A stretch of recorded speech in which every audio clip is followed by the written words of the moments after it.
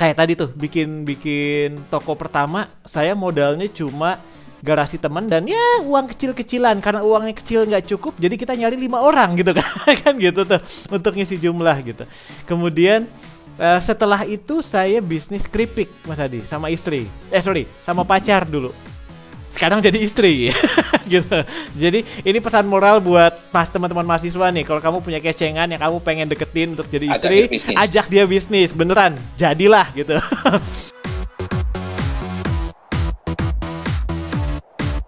Selamat datang di Passion Show, tempat kita bicara hobi, bicara passion, dan bicara gimana mengubah hobi dan passion kita jadi sumber duit, income, atau bisnis bareng gua Deddy Dahlan. Dalam setiap episode Passion Show Talk, kita selalu ngobrol dengan orang-orang inspiratif yang punya insight tentang gimana mengubah hobi kita jadi sumber income, profesi, ataupun bisnis. Kali ini, gua bawa orang yang luar biasa yang bakal ngobrol sama gue soal gimana kita mulai bisnis sejak mahasiswa.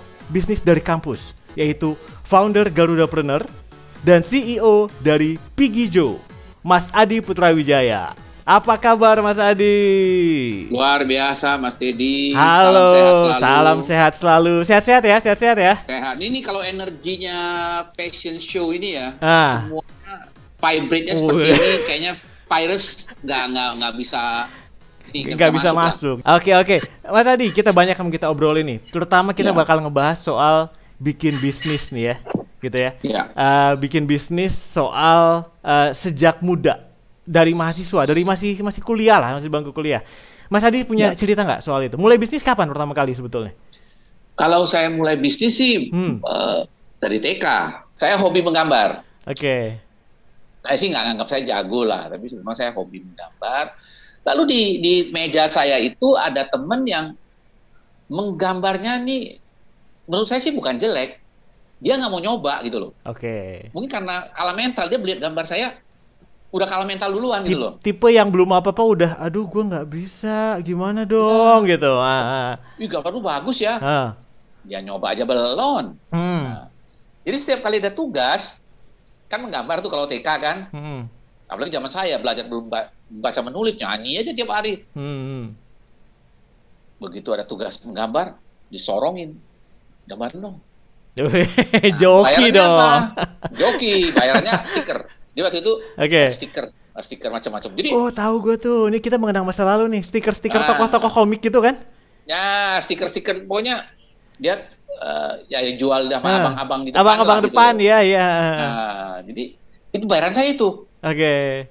Aku bisnis pertama tuh bukan karena Kiyosaki, tapi awal-awal berdekatan lah timingnya. Waktu itu kuliah Mas Adi. Aku pengalamanku kuliah tuh tingkat 3 kalau nggak salah, tingkat 2 ke tingkat 3. Itu berarti sekarang semester berapa ya? 5 kali ya, semester 5, semester 6 lah. 5-6 lah. Saya bisnis 5-6 gitu. Itu pertama saya bikin itu toko mainan.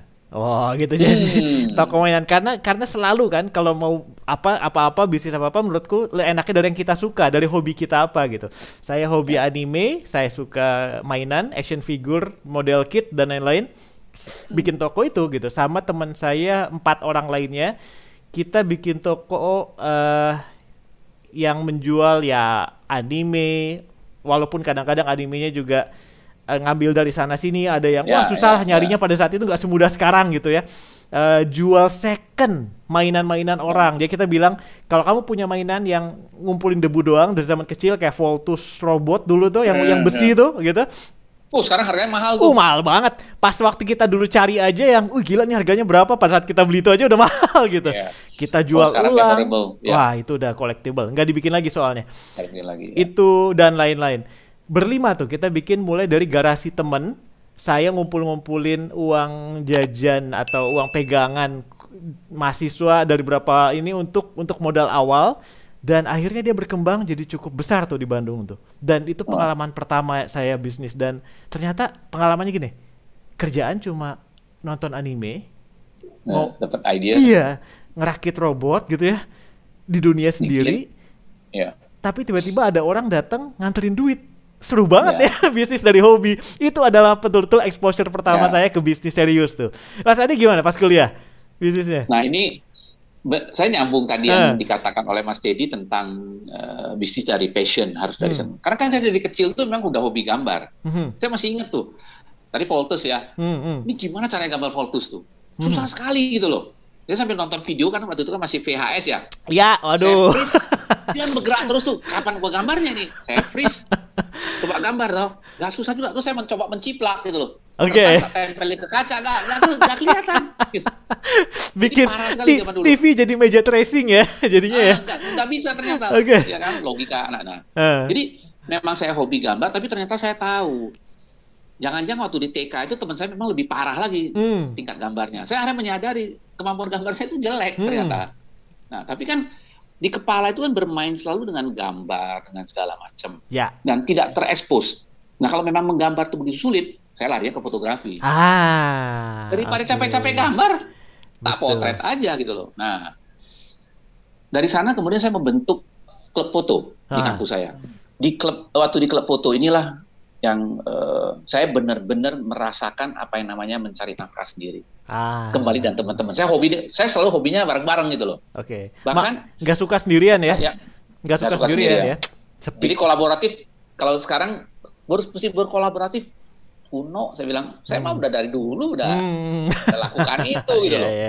Termasuk juga kalau lagi ujian, itu teamworknya terlihat sekali. Ada yang tarik buku, ada yang buka, ada yang baca, ada yang bisikin, itu timnya keren banget. Itu jadi sebetulnya guru pada saat itu harus mengakui bahwa kelas saya walaupun anak-anak nyontek, justru karena itu saya mengajarkan mereka untuk bekerja sama. Wah, nilai positifnya teamwork di kelas. Oke. Anak-anak belajar dengan online, nyontek mah gampang.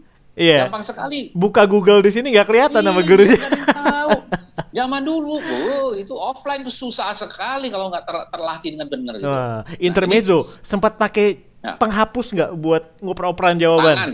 Oh, di tangan. Jawab. Buat ngoper ke teman. Sekarang sering cuci. Karena sekarang kan sering cuci tangan, kelihatan dulu bekas-bekas dulu itu yang dulu pernah dicuci, kelihatan semua karena sering cuci tangan. Masih ada ya jawaban 24A gitu masih ada di tangan. Benar, masih ada. Oke. Terus. Ya, atau lemparan penghapus juga dulu. Iya, udah penghapusnya udah ditulisin tuh jawabannya gitu. Iya. Terus gimana? Jadi, fotografi, teamwork? Fotografi ini juga yang nyelamatin saya ketika orang tua saya tiba-tiba suatu hari, saya perantauan. Oke. Gak ada angin, gak ada badai. Papa saya telepon bilang, sorry, Papa bankrupt, gak bisa kirim uang. Oh, oke. Memang benar kata orang ya, kalau lagi banyak masalah tuh jangan terlalu merasa diem, merenung, kemudian tanyakan sama diri, apa yang Tuhan berikan pada kita sebagai modal. Nah, ini poin yang menarik nih. Jadi memang kalau kita ngomongin modal, orang terutama anak muda ya, jangan kan anak muda ya, orang tuanya juga yang baru mau mulai bisnis ya Mas Adi ya. Jadi sering ngerasa bahwa yang disebut modal itu cuma duit. Nah, iya kan ya. Padahal dari pengalaman bareng-bareng lah ya, kita sama-sama bisnis nih. Jadi saya punya bisnis Mitologi Inspira, Mas Adi juga ada Garudapreneur dan sekarang lagi di CEO Bigijo juga kan, mengelola bisnis besar.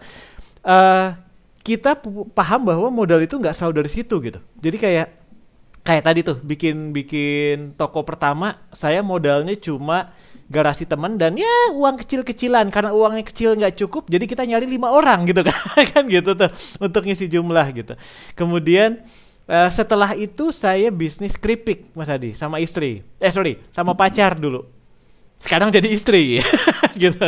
Jadi ini pesan moral buat teman-teman mahasiswa nih, kalau kamu punya kecengan yang kamu pengen deketin untuk jadi istri, ajak dia bisnis beneran, jadilah gitu. Itu keripik itu kita juga low modal banget. Karena mulainya cuma dulu Mas Adi mungkin ingat banyak warnet bertebaran ya. Warnet game tuh. Orang kalau main game itu kan, karena saya juga gamer, tahu juga kalau udah duduk di warnet game, dia nggak berdiri sampai puas, sampai counter argonya udah habis duit dia di argo gitu kan. Dia cuma noleh-noleh gini aja nih kalau lapar nih gitu. Dan saya ngelihat banyak warnet yang nggak memfasilitasi cemilan. Jadi saya pergi ke suatu area dengan pacar saya waktu itu.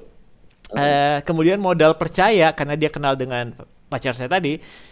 Kita bilang, kita ambil ya keripik sebanyak ini gitu. Dan dari keripik segitu nanti kita akan bayarnya end of the day atau besoknya gitu. Modal percaya aja gitu. Oh, boleh gitu. Kita bawa keripik sebesar itu, kita bagi-bagi di bungkus-bungkus kecil, kita berdua tuh, diecer, betul kan? Jadi kita kecilin kan, bungkus-bungkus kecil yang buat 1 bite pas mereka makan sambil main game. Bakar lilinnya juga berdua dong. Woi, kayak jadi suasana pacarannya adalah lilin kayak Ghost, kayak film Ghost, cuma Ghost tuh kan keramik tuh. Kita pegang plastik di lilin berpandangan gitu. Kita jual seharian, end of the day kita ambil bagi hasil sama pemilik warnet juga, kita nggak bayar apapun. Jadi end of the day, end of the week kita kumpulin, bayar keripik, tambah stok lagi dan sebagainya. Dan itu sangat, bisa dibilang relatif sangat menguntungkan tuh. Itu hanya berhenti ketika warnet tutup. Bisnis warnetnya, eranya lewat. Sunset. Karena semua orang sekarang punya internet di rumah masing-masing. Jadi selesai gitu. Gak butuh modal lagi gitu. Jadi pengalaman saya sih seperti itu. Bagaimana Mas Adi? Nah, saya membangun network. Nah, di sini yang saya mau ceritakan. Bahwa berbisnis itu tidak selalu harus dengan modal. Jadi karena maksudnya saya jaga reputasi lah ya, dikenal sebagai orang yang jujur, orang yang tidak neko-neko, itu menjadi modal buat saya. Dan saya ditawarin banyak peluang. Lu nggak usah pusing, modal mah dari saya, lu jalanin aja. Jadi bayangin nggak ketika saya masih bekerja saja, saya banyak mau direkrut oleh distributor saya. Iya. Kan? Jadi kata siapa itu bisnis? Lu nggak usah pusing, dia bilang, kita bagi hasil. Betul. Jadi banyak cara untuk mengakali kurangnya modal duit kan ya sebetulnya ya. Dan kalaupun bukan masalah modal duit, kita ada modal skill. Nah, sekarang Mas Adi kita bicara soal anak-anak muda sekarang nih ya, mahasiswa sekarang nih. Mereka, aku lihat generasi ini lebih punya passion untuk nyoba bisnis. Itu hal yang positif, hal yang bagus. Tapi banyak dari mereka yang nggak tahu gimana. Mungkin kita perlu sumbang ide nih buat mereka nih. Apa sih? Sekarang, apa yang mereka bisa bikin sekarang? Sebetulnya lebih banyak kalau kita lihat kan ya? Lebih banyak. Jauh lebih banyak. Kalau dipikir-pikir ya, kalau saya dilahirkan kembali lah di usia ini. Wah, ini bisa lain lagi cerita hidup saya. Jadi anak muda sekarang lah ya? Bisa lain. Karena network kemudahan akses informasi, media untuk menjual diri, maksudnya menampilkan diri kita, panggung itu banyak sekali. Dulu kan TV kan beberapa stasiun berebut semua orang. Hari ini semua orang bisa punya stasiun TV sendiri. Itu dia. Itu satu hal yang saya selalu ngedorong orang untuk bikin channel YouTube. Nggak usah mikirin ada yang nonton atau enggak dulu, nggak usah mikirin dulu lu berbakat atau enggak, whatever. Tapi bayangin lu punya stasiun TV sendiri. Gitu kan ya, masa nggak dipakai gitu kan ya. Jadi sebetulnya itu udah masuk poin 1 tuh, ide pertama. Bayangkan YouTube dan channel streaming lain sebagai bisnis media kamu kan ya. Perlakukan kayak bisnis itu dan itu bisa dilakukan dari rumah tuh, modal kecil tuh Mas Adi tuh. Itu satu. Ponsel, lampu LED, oke. Sebenarnya udah cukup itu aja. Itu doang. Handphone semua orang udah punya, kamera handphone udah bagus. Benar ya. Kalau LED-nya mau hemat ya syutingnya pagi ataupun siang jangan malam. LED luar. LED alami. Sekarang tuh ya yang penting punya ide. Yes. Ini edan. Lalu kalau bingung lagi mau cari idenya di mana? Di YouTube ada, di Google ada. Cari aja apa. Jadi yang penting jangan males. Betul. Terus kalau misalnya nih kita kembali ke zaman aku dulu nih, kita bikin ada anak muda yang suka anime juga nih, model kit, action figure dan lain-lain. Ini juga tetap bisa dijalankan sekarang sebetulnya bisnisnya, betul? Yang dia tinggal lakukan, dia tinggal googling aja supplier, model kit Gundam atau apapun yang dia memang suka, kemudian bikin toko online-nya sendiri, bikin account sosial medianya, dan dia promote lewat sosial media dia sebetulnya. Betul Mas Adi? Iya nggak? Benar. Dan kalau dia mau lebih rajin, custom. Nah, gimana tuh? Custom. Jadi gini. Kita pernah tahu ya bahwa Batman itu warnanya apa? Hitam. Ya. Logo kelawarnya kan ya begitu ya. Coba di custom. Dibikin pink. Ya, ini satu profesi juga nih yang aku pernah bahas. action figure customizer, itu juga profesi itu. Apalagi sekarang orang banyak yang narsis kan, influencer kan, pengen dong bentuk diri dia sendiri mungkin gitu. Jadi apa ya? Yang zaman dulu itu miskin, kan punya mainan, nggak punya duit lah untuk beli mainan. Sekarang kan udah dewasa mereka. Jadi kadang-kadang suka teringat ke masa lalu. Lihat tuh, Polter Spy dibikin ulang kan filmnya? Iya. Sama Thailand ya? Udah animasi Filipina apa Thailand ya? Thailand ya, Filipina ya. Keren banget tuh, gue salut. Paling nggak trailernya ya, trailernya keren banget tuh. Trailernya gila. Itu lagunya merinding. Merinding saya. Sama. Kalau kita udah ngomong tentang kolektor item atau fans made ya, yang dibuat oleh fans, tinggal cari tahu jualnya di mana. Ada Etsy, ada marketplace-nya. Marketplace, betul. Kalau mau jualan kriya, kerajinan atau karya kamu, jadi kalau passion kamu ini ternyata adalah memang berkarya ya dalam bentuk kriya dan lain-lain, marketplace-nya udah ada khusus untuk global, Etsy. Mau yang lokal pun bisa sebetulnya, betul? Yang udah ada juga bisa gitu. Jadi kamu bisa jual karya kamu, kerajinan kamu secara online di toko, di e-commerce yang ada lah. Itu bisnis juga dengan mudah tuh sebetulnya tuh. Dan global loh. Kita sekarang Etsy udah global, international. Yes. Global. Jadi dulu paling saya kan kalau kita bisnis dulu ya paling sejauh mana? Kampus kita, paling top juga kota kita. RT depan. Mentok nih loh. Size bisnisnya itu mentok. Ya. Hari ini no borderless. Ya. Itu yang paling keren. Aku inget waktu pertama kali dulu bikin, saya pernah di bisnis kuliner Mas Adi. Pempek. Sebetulnya itu masih jalan sampai 2 tahun lalu ketika saya mindahin kantor ke Jakarta. Otomatis saya punya kerjasama pabrik di Bandung. Pempek, kapan-kapan cobain deh. Pempek. Dan itu kita pernah buka booth berapa juga. Dan pada saat ikut pameran ini mungkin buat anak muda juga. Saya sama istri dan 3 karyawan tuh yang turun sendiri juga. Saat itu bisnis Mitologi Inspira udah ada, tapi masih baru mulai gitu. Kita bikin pempeknya juga sendiri, sampai begadang-begadang. Itu harusnya mahal tuh, dibuat oleh founders. Iya, kita sendiri tuh. Wah, udah. Saya sampai hafal tuh cara bikin kapal selam tuh, gini biar bolongnya enggak. Jadi bangun pagi ke pameran, nyebarin brosur sendiri, nggak boleh malu kita sebagai pengusaha seperti itu, betul? Pinggir jalan, ngasih sebagainya. Sekarang udah lebih gampang buat anak muda melakukan itu. Gimana Mas Adi? Betul ya? Jadi bahkan alat komunikasi seperti WhatsApp, statusnya pun bisa jadi buat display promosi. Ya. Kamu ya kan? Sekarang betul jual makanan kayak kita dulu, nggak perlu kayak saya lagi dulu jual di pinggir jalan. Door to door, zaman saya door to door. Saya pernah jualan, pemilik rumah lepasin anjing. Saya pernah 2 kali. Beneran? Beneran.